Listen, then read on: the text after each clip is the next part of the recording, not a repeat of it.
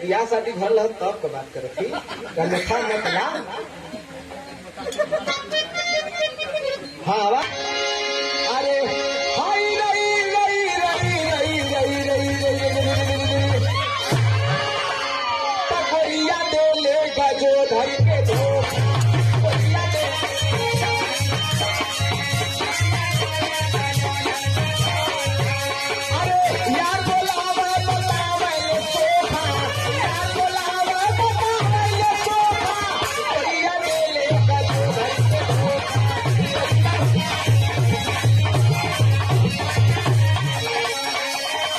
बहुत साल पहले हम बहुत छोटा सा रही कौन दिया अपने गुरु जी बिहार सम्राट जीलाल यादव गुरु जी के साथ मुंबई के लगी 26 जनवरी के प्रोग्राम रहल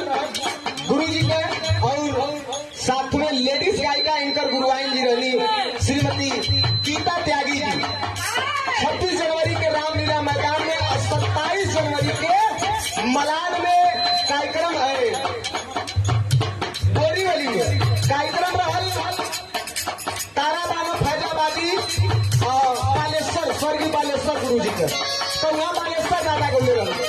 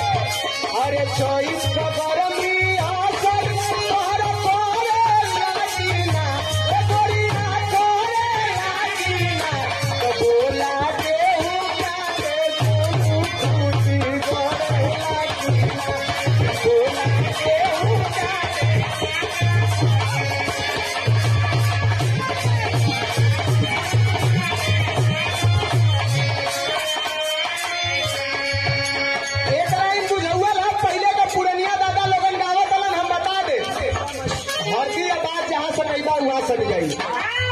बात फुहर ना हो लेकिन सुने में तनी लगी कि बड़ा एक्सपर्ट बोल दे बोल दे ई बुझाउआ का अरे टंगिया पटंगिया चढ़ावनी अरे टंगिया पटंगिया चढ़ावनी मिलल छेद से ऊपर से नाई के हिलवनी अरे ऊपर से नाई के हिलवनी निकल नाल सफेद ऊपर से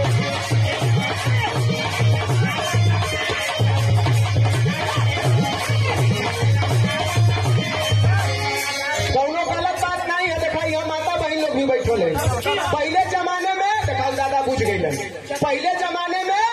अब तो आटा चक्की का मशीन आ गया नहीं माता बहन लोग गांव में जब घरे में बैठा जाता पे तो एक तरफ हर एक मेहरारू एक तरफ मेहरारू और दोनों टांग फैला के एक के गोले पर एक के गोले पर और वही जान के जब दोनों मुक्का छेद जवन रहे ओके मिला के जब ऊपर से गेहूं डाल के चलावे तो अटवा सफेद गिरे एक से और देखा बोल के सही देखी बुझले वाला की ना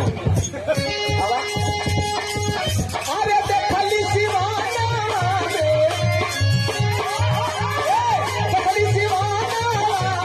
उगल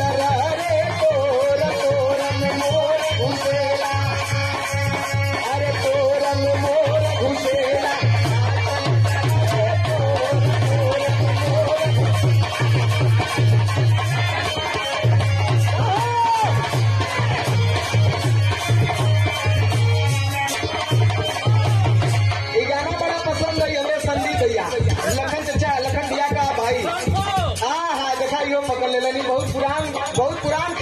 बात है। एकर मतलब तो से सरसों और अरहर बचल ना है।